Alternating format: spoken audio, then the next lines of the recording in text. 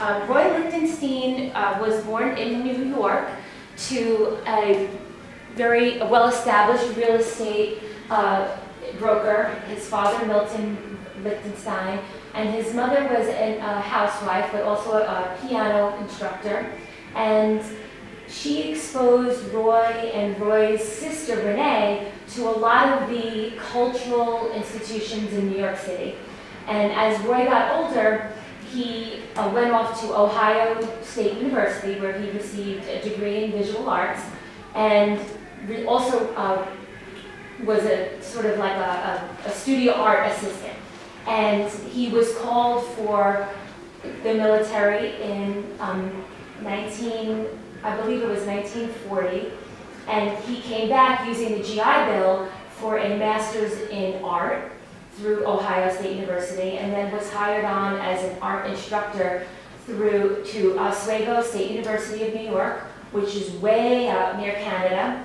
And it really took a toll on his relationship with his young bride, his young wife, and his two young sons, because they were very far from the people that they loved, their family, and they were very far from what both of them were used to, which was large cultural institutions, and Oswego is a college town, essentially.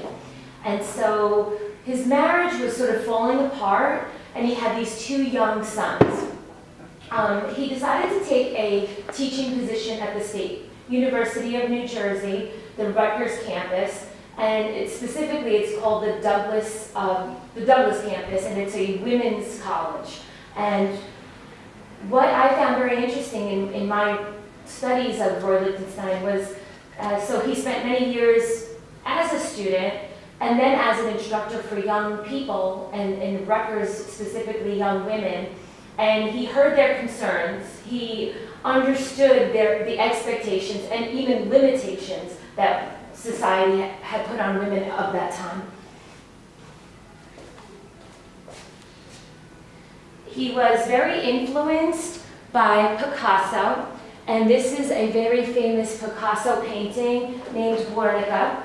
And Guernica was painted by Picasso as a reaction to the surprise bomb, the surprise attack that hit this town of Guernica, Spain, and decimated and destroyed buildings and people's lives. So similar to let's say the attack on the World Trade Center, where it was a surprise attack and artists, they reacted to that, some with art, some with music. This is a reaction that Picasso had, and this painting at first glance might seem sort of chaotic and maybe jubilant, but when you dig even further, you'll see that this is a complete disaster. What's happening here, I'll start from the upper left. The bull is representative of the bullfighting that is popular, and it's probably the national sport of Spain at the time in the 1940s. And there is a woman clutching a baby on the left, middle left to lower left, and the baby is completely lifeless. So it's representative of a mother who lost her child.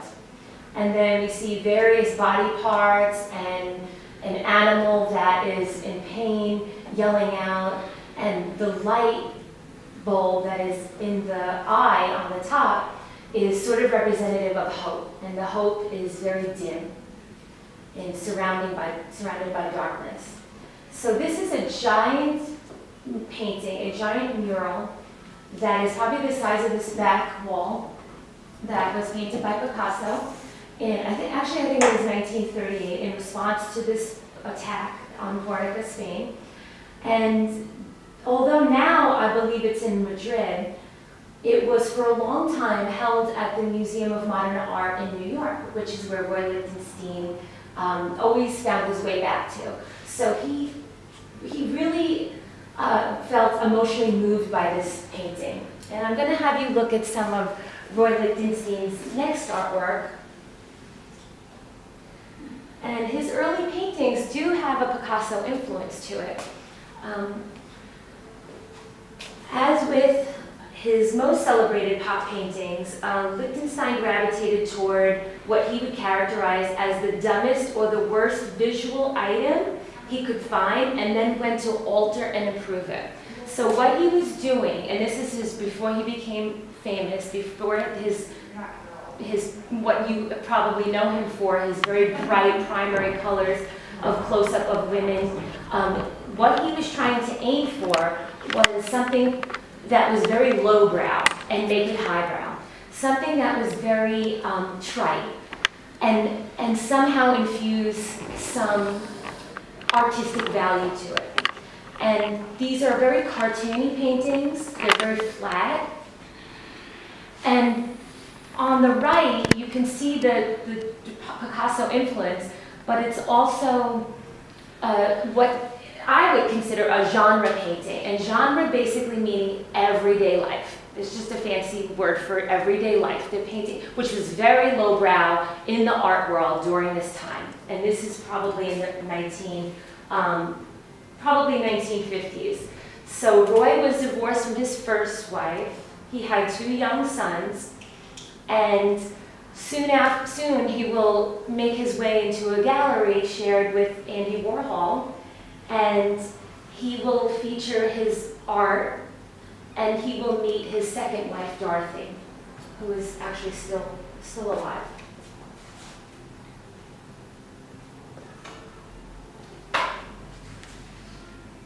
Who's this?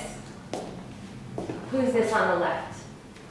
Do we know? Yeah, Popeye, right? And Brutus. So Popeye, this painting of Popeye basically hitting Brutus is symbolic. It's a response to the art world at the time that said that art should have a, quote, visual impact. So he took the play on words, visual impact, and he's socking it to Brutus. And so you can see that, and this is probably, okay, so it says 1961 on the left, so that's good, that's helping me. Because you can see that his earliest work, he's taking images that he did not create, he appropriated, and what he's doing is infusing humor, and he's also starting with the primary colors, the red, the yellow, and the blues, and that thick comic book outline. Just to be clear, he was actually not a fan of comic book art at all, and the comic book industry has sort of a hatred to Roy Lichtenstein because none of the comic book artists ever received any royalties. So nowadays, honestly, I think we live in a different day, and it would, take more than just, cease and desist letter for an artist to stop appropriating any images that they did not create because of intellectual property. But again, in 1961, it was a play or a humorous parody. And most believe that the visual impact can be achieved through abstract art.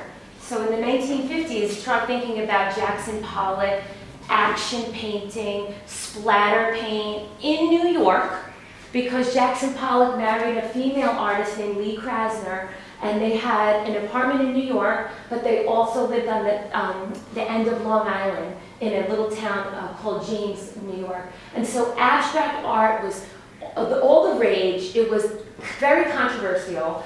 It was in Life magazine, is this art? Is this a scam? Is this man extremely lucky?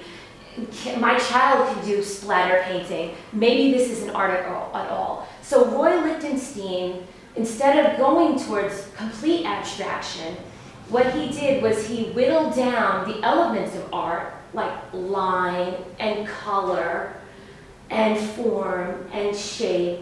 And what he did was he made it very childish. This is abstract in a sense, because what he's doing is taking all the rules of art and cracking them in half. The same that Jackson Pollock did. I'm going to talk to you a little bit about his technique. The comic books of the 1950s and 60s use Ben-Day dots, and it's a 4-process color. Think of your printer at home: cyan, magenta, yellow, and black, to inexpensively create shading the secondary colors like green, purple, and orange, and flesh tones on a cheap piece of paper on which they were printed. So think newsprint. So basically, bunched up dots would look very, very heavy and very dark. And when the dots were spread out, the paper would show more, so it would be very light. And really, that's the essence of optical mixing, and also these Ben-Day dots. Ben-Day was someone's last name in the printing industry. And you might remember this as a child. I don't believe it's printed the same way anymore in newspapers, but you might remember this as a child, all the little tiny dots that you can barely see. Instead of having barely discernible dots, he blew them up in scale. It sort of slaps your face with these, so much so that people consider them to be grotesque and even shocking. So he's created his own style now. He's really coming into his own. And again, just a reminder of where we were in the 1960s. These were the ads. I mean, talk about, politically incorrect and sexist. So I took this from the web, and I was shocked at some of the sexist ads that were around in that time. And this was just one of many that I came across in the 1960s. And women, were considered weak and beautiful and fragile, and there was a lot of expectations put on women. One, of course, is to be feminine. And I would even argue that in the 1960s, there was like a hyper-feminization going on. And I would say that because of the advertising and the trends to show off the bust, probably more so than any other decade, and the chest, and also just the women going blonde. Women having the ability to buy a box of hair dye, go home,